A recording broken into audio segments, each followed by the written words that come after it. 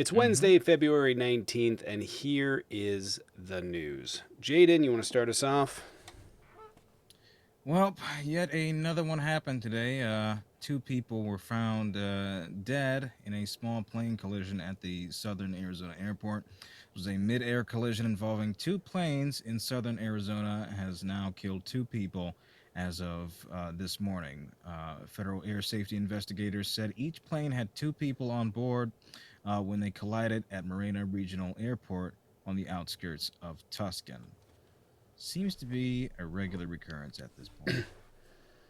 Well, they cut the FAA and Mm-hmm. the advisory committee and the head of it, and also have fired hundreds of employees. So this problem is almost certainly not going to get better. Yeah, not in I the don't know, slightest. and I've been pretty clear on this. I honestly, I do not know. I do not know if these are caused by the cuts. However, it'll become crystal clear if this continues for the next however long. Um, so we will have to see. But that's sort of the fear that I've had about the Trump administration is really they're failing in court. They're not getting their agenda passed to the degree that they want, but they are gutting our federal government to the point of being unable to function. I suspect this is going to have pretty detrimental effects long term throughout all different agencies. So we'll see. But yet another plane goes down. Mm-hmm. See what happens tomorrow, I guess. Yes. Unfortunate, but seems to be the way things are going. Out of California here, a California fire captain was found stabbed to death at her home on Monday night, and police are now searching for answers and a suspect.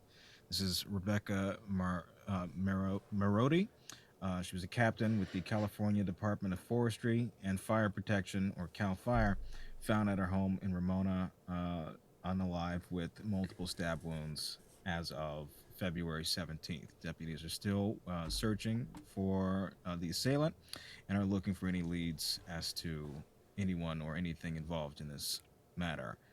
Additionally, an 11-year-old girl unalived herself in Texas after she was tormented by classmates who had threatened to call Immigration and Customs Enforcement authorities, and her families had been threatened to be deported as well. Now, this was Jocelyn Rojo Carranza, passed away on February 8th after spending 5 days being treated in a Dallas hospital for unaliving attempts. This is an unfortunate And state of affairs here. Hmm.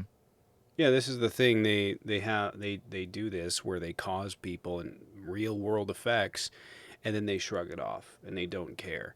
And as someone that's had interaction with Republicans, I reported on a story a while ago in which a 7-year-old drowned in the Rio Grande. They praised it. So I it really is just sick. And I'm at a loss for words. And every time something like this happens, they turn around and either say good or they blame something other than what it was. But this is exactly what happened. It's disgusting. And yeah. Yeah. Former Brazilian president Bolsonaro agreed to a plan to poison President Lula as a part of an attempted coup to remain in power. The top prosecutor out of Brazil has uncovered as of today. Prosecutor General Paulo Gonet alleges that Bolsonaro and 33 others participated in a plan to remain in power. The alleged plot included poisoning Lula and pew-pewing dead one of the Supreme Court justices, Alexandre de Moraes, another That's adversary actually of former crazy. president. Yeah. I didn't hear that. That's actually wild. Hopefully he goes to Yep. prison so he doesn't become the president again. Yes. But in Speaking of some the president, unfortunate, what's up? oh yeah, go ahead. Go ahead. In some unfortunate Let you prison run news, yours first. yes, the Kansas City man Ralph Yarl, who last year or so unalived a black honor student who rang his doorbell and was shot through the door by mistake, has died awaiting his guilty plea after being sentenced after his guilty plea. So prior to any sort of court sentencing, he has passed away at the age of 86. Yeah, so no justice for that one. Typical America. I couldn't wait a few years. Jesus. Speaking of our president, Donald Trump has deemed himself king. That's what's happened in the news today. Donald Trump stated, "Long live the king." Then the official White House X account posted Donald Trump wearing a crown saying, "Long live the king." Uh, it is insane that a bunch of people that have 1776 in their bio love the Constitution, and America are so keen on having a king as their president. Interestingly enough, too, Donald Trump also called Zelensky a dictator. And I don't know if he knows this, but dictator and king are effectively the same thing. It's true. Jaden? Yes. He referred to Zelensky as a dictator through a series of inane caps lock tweets, suggesting that because the Ukrainian constitution calls for the suspension of presidential elections during a time of war, Zelensky himself must therefore be dubbed a dictator because of the lack of elections. Now, never mind the fact that all of the Ukrainian parliament is on board, has signed off on this. The Ukrainian Supreme Court is on board with this. The Ukrainian government in general is okay with this measure and maintains a very high approval rating for Zelensky.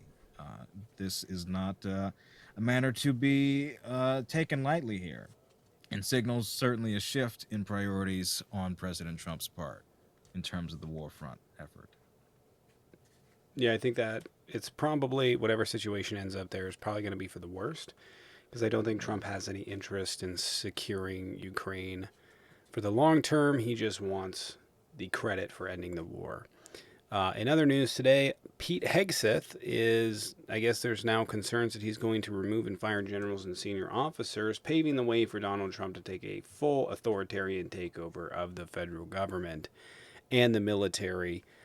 This is concerning for a few different reasons. One, Donald Trump could, in fact, begin using the military in ways that it is illegal for him to do so, and just hope that nobody stops him or not care if they attempt to. And two, it's going to make us less safe when it comes to being able to defend places like Taiwan and other military installations from attacks. It's going to be a pretty awful situation. As I've been saying, I think I said earlier in this particular take, the problem here is the government ceasing to function. That is the main concern, is that the government ceases to function, and then you have these major disasters that emerge as a result. We will see it.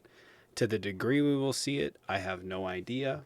That is just going to be a product of time, but I think it's going to be significant, severe, and certainly linked back directly to the Trump White House and the moves that they've made. Mm-hmm. We have here the Ninth U.S. Circuit Court of Appeals today ruled that the Trump administration cannot end birthright citizenship for certain children of immigrants in a ruling that could propel the issue to the Supreme Court today. They declined an emergency Justice Department request that it lift the hold on a Seattle judge that had placed blocking implementation of President Trump's executive order after concluding the order ran afoul of the Constitution, setting up a potential Supreme Court case and argument slated for June. That's all I've got. Jaden? Mm-hmm. So I just want to read this off and finish this off with Tyler Cohen posted this. This is everything that's happened with plane and aviation in the U.S. I think it's a pretty interesting thing, and this list is only going to get longer. But I wanted to read this to you. On January 20th, Trump guts the FAA. The 22nd, Trump disbands the Aviation Security Advisory Committee. Declares he has ended DEI and restored excellence and safety in air travel. January 23rd, plane crashes in Columbia, California. January 20, I just read the number. 129, first commercial plane crash in 16 years over Washington, D.C. 67 people die. 131, plane crashes in Philadelphia. 21, plane crashes in Enos, Texas.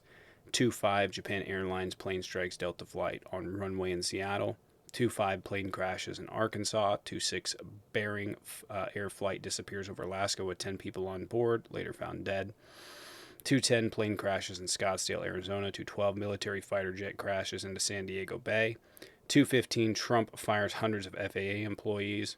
215 plane crashes in Flagler County, Florida. 215 plane crashes in Covington, Georgia. 216 two planes crash in Texas. 217 plane departing from Minnesota crashes in Toronto. 219 plane crashes in Marana, Arizona.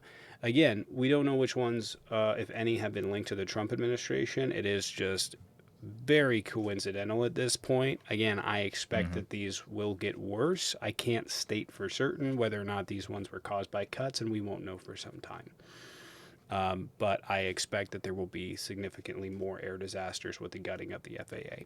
That's what we got for the news today. Jaden, appreciate you. Jeremy, thank you very much.